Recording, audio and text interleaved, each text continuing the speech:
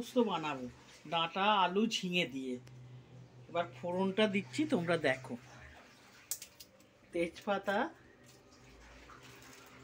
শুকনো লঙ্কা, 5 ফোড়ন। এবার তেল দিলাম।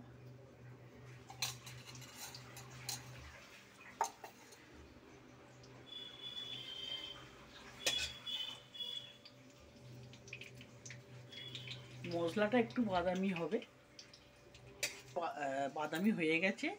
এবার আমি ঝিঙে আলু ডাঁটা টমেটো তুলে দেবো।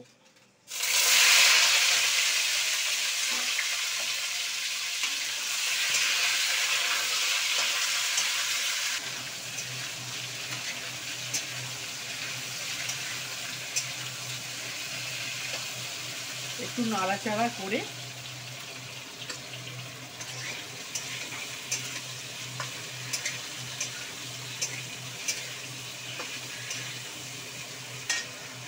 নুন দিলাম,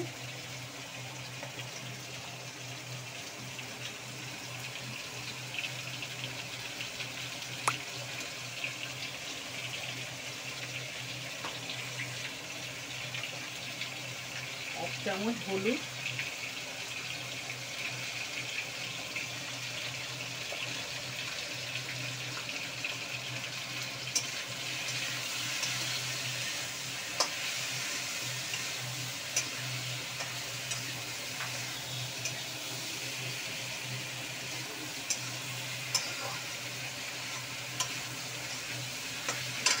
পোস্তর সাথে লঙ্কাটা আমি বেটে রেখেছি।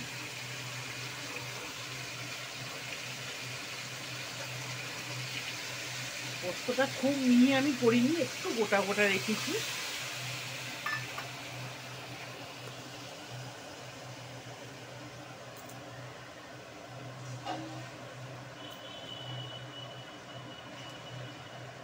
একটু মিষ্টি দিলাম,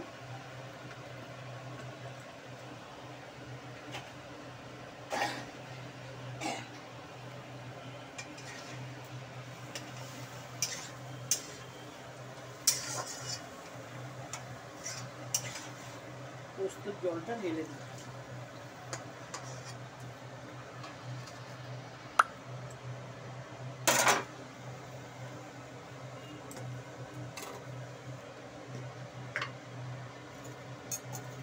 দুপলা সর্ষের তেল দিলাম।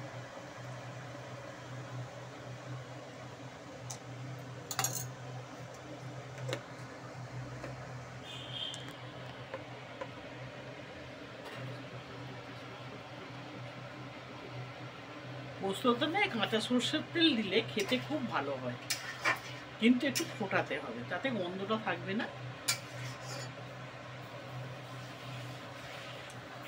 পোস্ত বসানো হয়ে গেছে, আমি চাপা দিয়ে দিলাম। দেখি একটু সেদ্ধ হয়েছে কিনা, নেড়ে চেড়ে।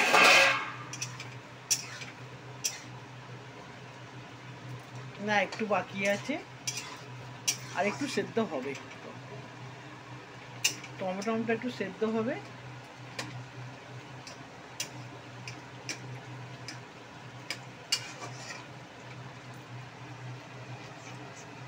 একটু শুকনো শুকনো করবো। হ্যাঁ, মোটামুটি আমি পোস্ত আমার হয়ে গেছে।